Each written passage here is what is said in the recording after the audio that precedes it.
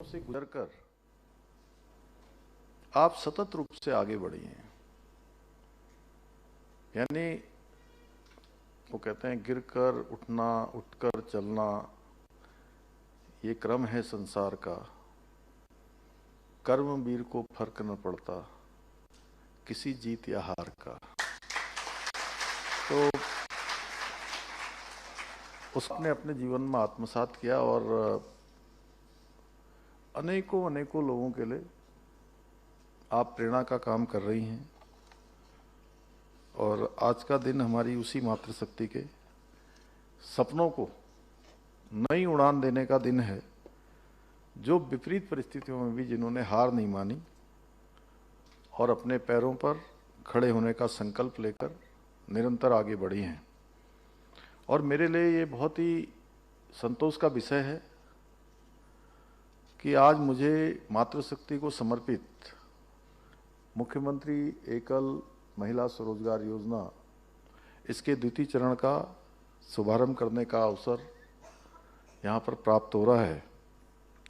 इस अवसर पर जहाँ एक और 212 नई लाभार्थी महिलाओं को 15 लाख रुपए से अधिक की सहायता राशि प्रदान की जा रही है, वहीं प्रथम चरण की 276 महिलाओं को द्वितीय किस्त के रूप में 1 करोड़ रुपए से भी अधिक की राशि हस्तांतरित की जा रही है।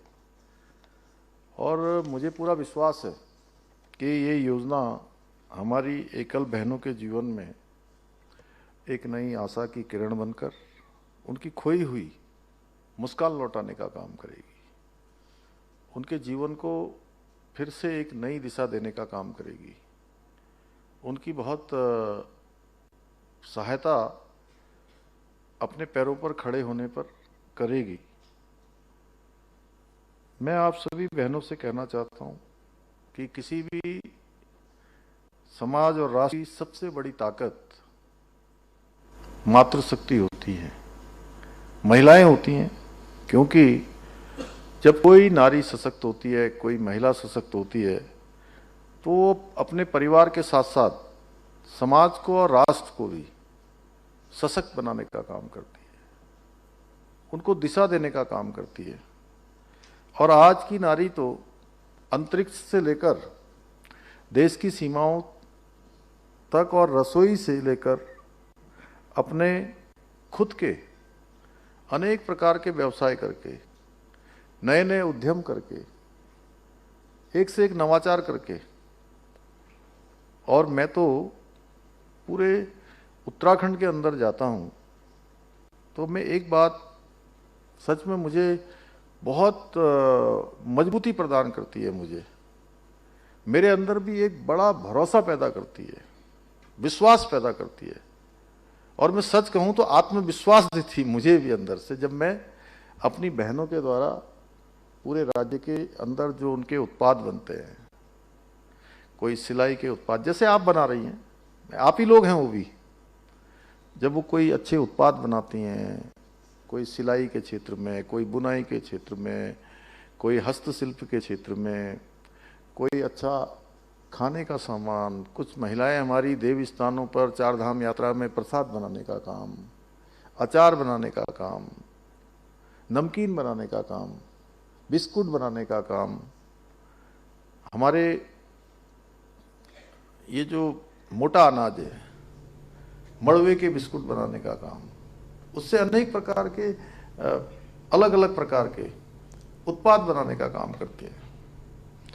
तो सच में ऐसा लगता है कि जो हमारे प्रधानमंत्री जी ने उनके मुख से जो बाबा केदार के धाम में शब्द निकले थे, 21वीं सदी का तीसरा दशक उत्तराखंड का दशक होगा, तो सच में उसको बनाने का काम उसके अग्रदूत के नाम, अग्रदूत के रूप में, उसके ध्वजवाहक के रूप में कोई करने वाला है तो हमारी मातृशक्ति करने वाली है। और आज हर क्षेत्र में आज महिलाएं देश का नाम रोशन कर रही है, हर क्षेत्र में आगे बढ़ रही हैं। और हमारी बहनें अब केवल सहभागिता तक सीमित नहीं है, बल्कि नेतृत्व की भूमिका भी निभा रही है। पहले होता था सहभागिता, अब आगे बढ़ चढ़कर लोगों को दिशा देने का काम कर रही है। जिस क्षेत्र में भी जा रही है सबसे अच्छा काम कर रही हैं। और जब हमारे उत्तराखंड की बात आती है तो हमारा सिर गर्व से ऊंचा उठता है, क्योंकि आज हमारी माताएं बहनें अपना परिवार ही नहीं चला रही है। यहीं पर देखिए, अभी आप खुद ही जो है कितने लोगों को रोजगार दे रही है आप लोग। 3-3 बेटियों को, 3-3 बच्चों को भी बढ़ा रही हैं। 4-4 गोल्ड मेडल जीत रही है बेटी, तो अपने आप में बहुत बड़ी बात है। अर्थतंत्र को भी बहुत मजबूती प्रदान कर रही है। और हमारे सनातन में कहा गया है, हमारे शास्त्रों में कहा गया है कि यत्र नार्यस्तु पूजन्ते रमन्ते तत्र देवता, यानी कि जहाँ नारियों का सम्मान होता है, उनका आदर होता है, वहाँ देवताओं का वास होता है। यानी कि वहाँ हर प्रकार की समृद्धि आती है। और इसी भावना को आत्मसात करते हुए हमारी सरकार मुख्यमंत्री एकल महिला स्वरोजगार योजना के माध्यम से हमारी बहनों को आत्मनिर्भर बनाने का संकल्प लेकर आगे बढ़ रही है, जो विपरीत परिस्थितियों में अपने साहस के साथ साथ जीवन की जिम्मेदारियां भी स्वयं निभा रही हैं। यह योजना प्रदेश की माताओं और बहनों को केवल आर्थिक रूप से ही नहीं बल्कि सामाजिक रूप से भी और मानसिक रूप से भी सशक्त बनाने का काम कर रही है। मैं देख सकता हूँ आपके अंदर का जो आत्मविश्वास लौटा है। आप कह रही थी रोडपति से लखपति करोड़पति बनेंगी, और सच में इस समय हमारे राज्य में 2,65,000 हमारी बहनें लखपति बन गई हैं। और मुझे पूरा भरोसा है कि आप जितनी आई हैं ये केवल ये सैकड़ों की संख्या नहीं है, ये पूरे राज्य की हमारी महिलाओं के लिए बहुत बड़ा गेम चेंजर का काम करने वाली है। उनके लिए बहुत बड़ा प्रोत्साहन, प्रेरणा का काम आप सब करने वाली हैं, क्योंकि इस योजना का उद्देश्य केवल आर्थिक सहायता देना नहीं है, बल्कि आप लोगों के सम्मान के साथ आप लोगों को पैरों पर खड़ा होने का अवसर प्रदान करना भी है। स्वयं में, परिवार में, आसपास में जब लोग देखेंगे आप अपना रोजगार कर रही हैं, स्वरोजगार कर रही हैं, तो जहां आपके अपने स्वयं के आत्मसम्मान तो बढ़ेगा ही बढ़ेगा, आत्मविश्वास तो आपके अंदर आ ही जाएगा, मजबूती तो आ ही जाएगी। उसके साथ साथ जो आसपास के लोग हैं उनका भी आपको देखने का नजरिया बदल जाएगा। उनके नज़रों में भी बहुत इज्जत हो जाएगी। जब आत्मसम्मान बढ़ जाता है तो लोगों का तो सम्मान खुद ही उनको उनके मन में पैदा हो जाता है।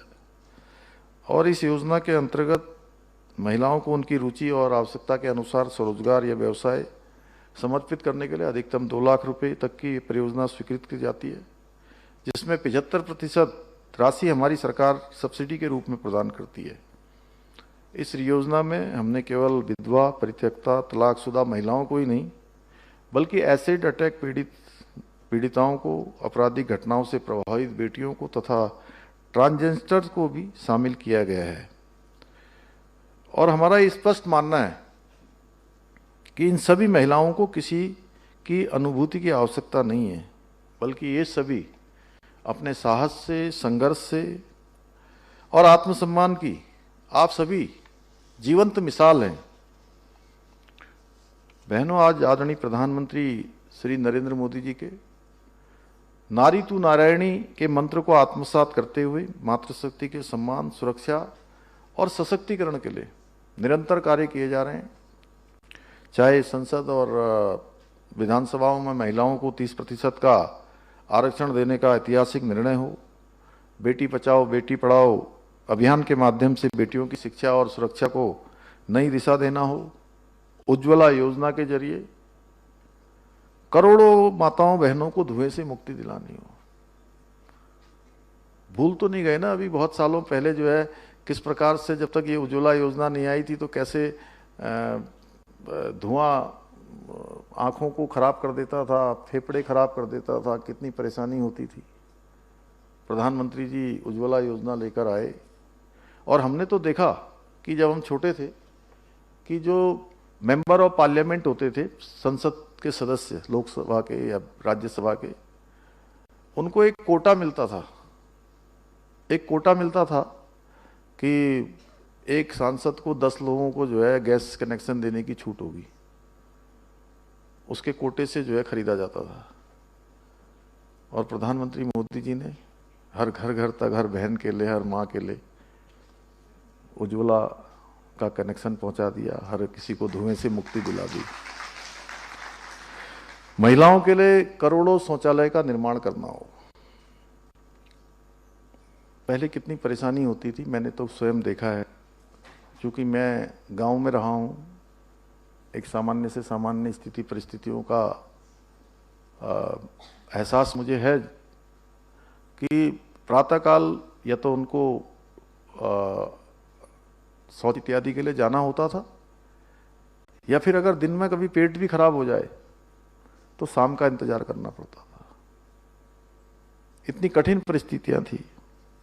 और प्रधानमंत्री जी ने इस आज़ाद भारत में 12 करोड़ 16 करोड़ इतनी बड़ी संख्या में शौचालयों का निर्माण कराया, इज्जत घर बनाए, हर किसी को सम्मान से जीने का अधिकार प्रदान करने में सहायता प्रदान की। और लखपति दीदी योजना के माध्यम से महिलाओं को आत्मनिर्भर और आर्थिक रूप से मजबूत बनाना हो, या 3 तलाक जैसी कुप्रथा को समाप्त कर महिलाओं को सम्मान और न्याय दिलाना हो। आदरणीय प्रधानमंत्री जी ने अनेक ऐतिहासिक निर्णयों के माध्यम से देश की मातृशक्ति को मुख्य धारा में लाने का अभूतपूर्व कार्य किया है। और प्रधानमंत्री जी के ही मार्गदर्शन में हमारी सरकार भी मातृशक्ति के सर्वांगीण विकास और उनके सशक्तिकरण के लिए, उनकी सुरक्षा के लिए पूरी प्रतिबद्धता के साथ कार्य कर रही है। हमारा प्रयास है शिक्षा, स्वास्थ्य, स्वरोजगार, उद्यमिता, सरकारी सेवाएं सहित प्रत्येक क्षेत्र में महिलाओं को निरंतर उनको भागीदारी मिले, आगे बढ़ने के अवसर मिले। इसी उद्देश्य से प्रदेश में उत्तराखंड राज्य ग्रामीण आजीविका मिशन के माध्यम से ग्रामीण महिलाओं को आर्थिक रूप से आत्मनिर्भर बनाने के प्रयास किए जा रहे हैं। साथ ही सशक्त बहना उत्सव योजना, महिला स्वयं सहायता समूह सशक्तिकरण योजना के माध्यम से बहनों को आर्थिक रूप से मजबूती प्रदान की जा रही है।